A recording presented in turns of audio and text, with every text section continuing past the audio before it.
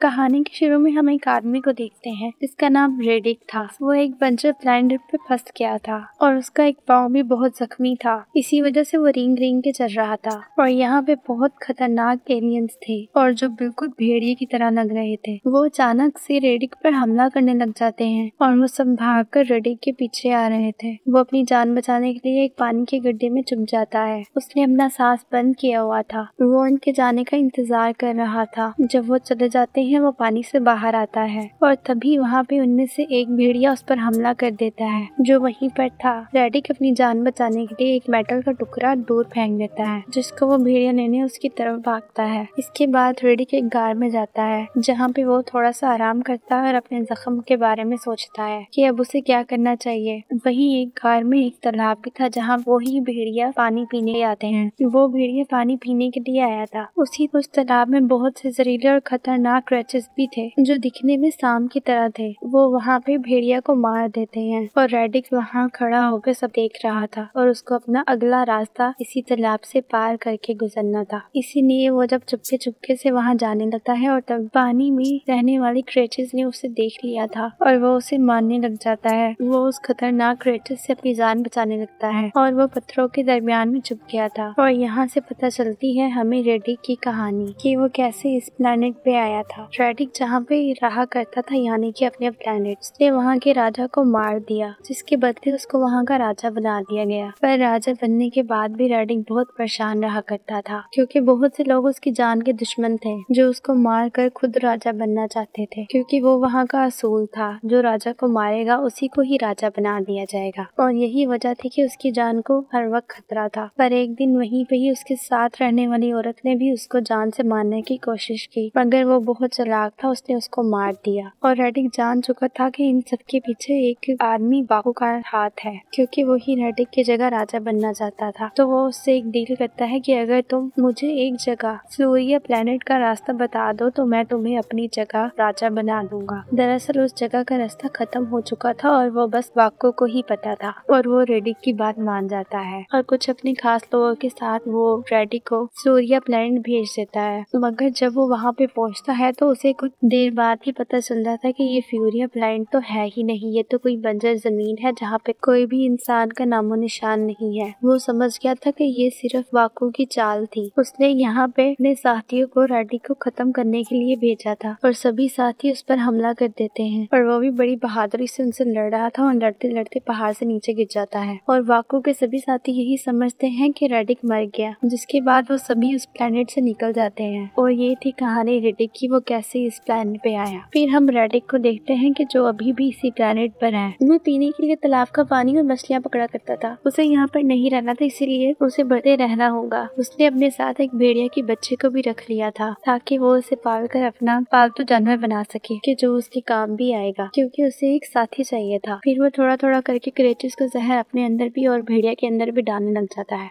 ताकि वो क्रेचेस के जहर से बच सके। और रेडिक उसी तालाब में जाता है जहाँ पे क्रिएचर्स थे और वह एक एक करके क्रिएचर्स को मार देता है और फिर अपनी भेड़ियों को लेके वहाँ से चला जाता है। जिसके बाद हम कुछ देर बाद का सीन देखते हैं जहाँ पर रेडिक का भेड़िया बड़ा हो गया था। एक दिन उसका भेड़िया उसको एक बॉल की तरह एक चीज देता है और रेडिक उसको देख के समझ जाता है कि यहाँ पर इंसान भी है। जब वो उसी रास्ते पर आगे जाता है तो वहाँ पर देखता है तो उसे वहाँ इंसानों का बनाया हुआ एक स्पेस स्टेशन दिखता है और जब वो अंदर जाके देखता है तो वहाँ पर कोई इंसान नहीं था पर उसे खाने का कुछ सामान मिलता है और साथ ही उसे एक आर्टिकल मिलता है जिसमें साफ साफ लिखा हुआ था कि जो भी इंसान रेडिक का कटा हुआ सर लाएगा उसे बहुत बड़ा इनाम दिया जाएगा। जिसके बाद वो स्पेस स्टेशन से बाहर आता है तो देखता है कि काले बादल थे और बारिश आने वाली थी जो कि बिल्कुल भी अच्छी बात नहीं थी। और वो दोबारा से अंदर आकर स्पेस स्टेशन की एक मशीन को ऑन करता है और खुद को स्कैन करके मशीन के जरिए पूरी यूनिवर्स में एक मैसेज पहुंचाता है कि वो यहाँ पर है और ताकि सबको खबर हो जाए कि रेडिक यहाँ पर है क्योंकि वो जानता था कि अगर उसको इस प्लेनेट से बाहर जाना है तो उसको किसी न किसी की मदद के लिए तो उसको बुलाना ही पड़ेगा ना। फिर उसको ये बात पता थी कि ऐसा करने पे कोई ना कोई वहाँ पे जरूर आएगा और होता भी वैसे ही है कि थोड़ी देर बाद वहाँ पर एक स्पेसशिप आ जाती है और उसमें कुछ लोग थे जो रेडिक की तलाश में थे पर अच्छे के लिए नहीं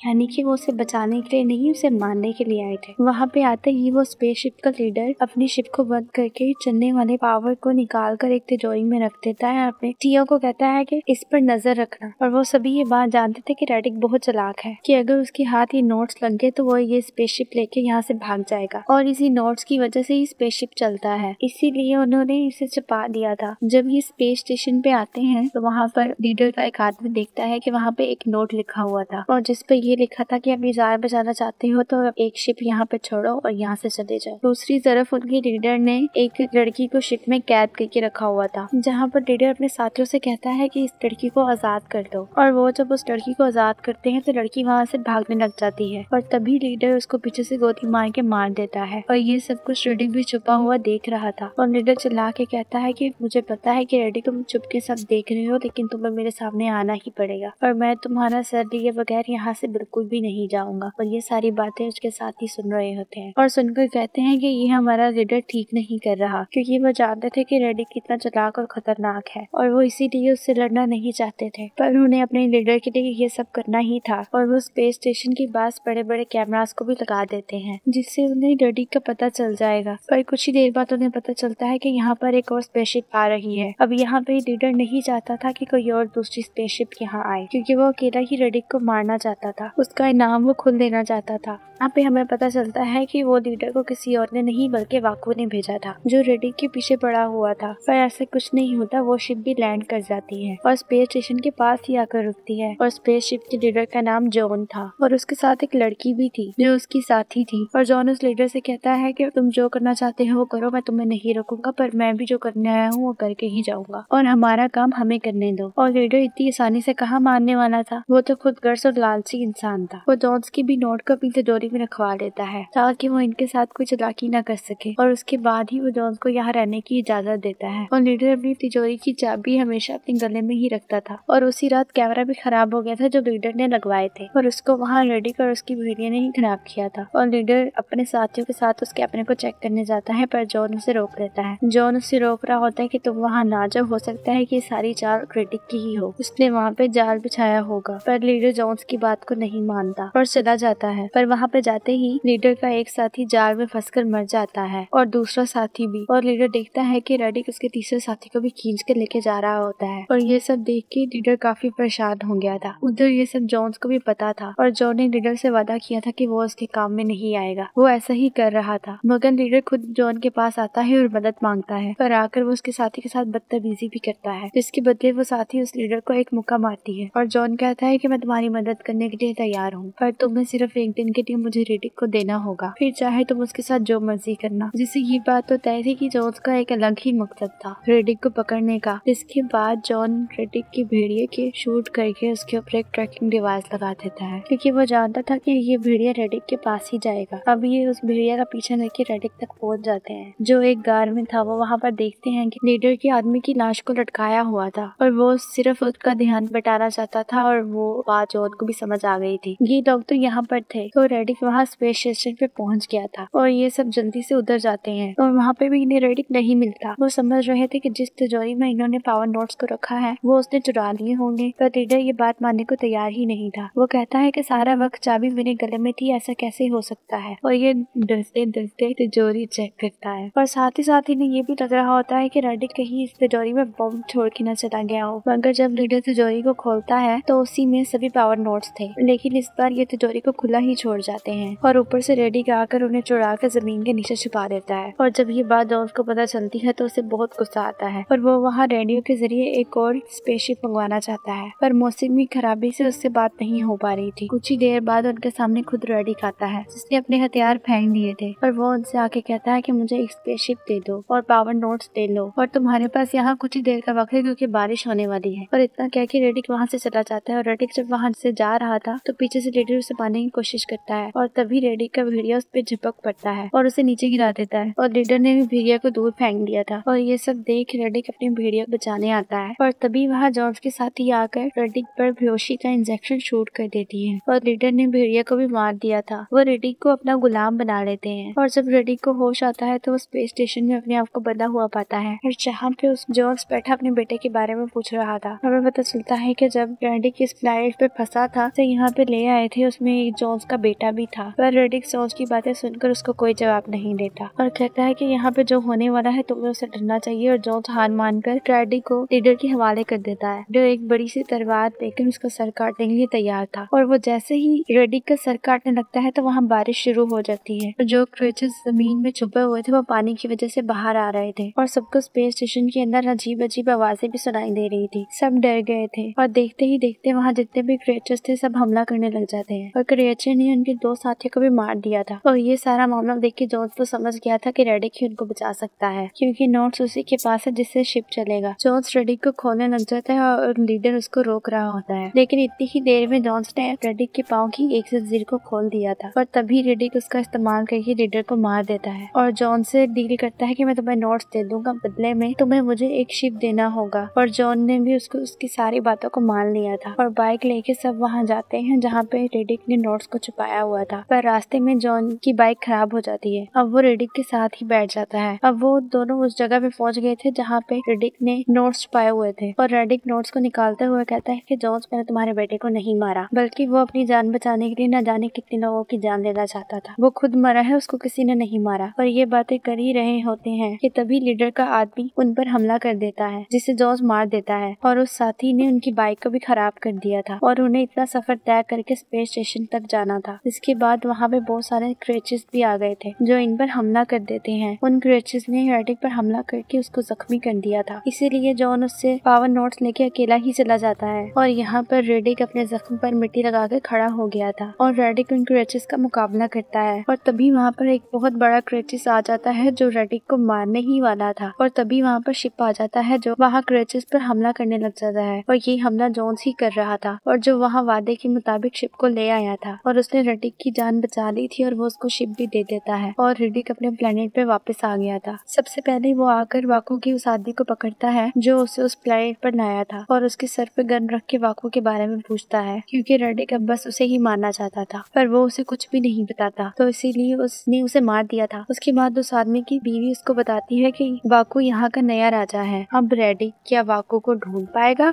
कि अगर वो मिल गया तो क्या करेगा उसके साथ। तो इसी सस्पेंस के साथ ये कहानी यहीं पर खत्म हो जाती है। Thanks for watching.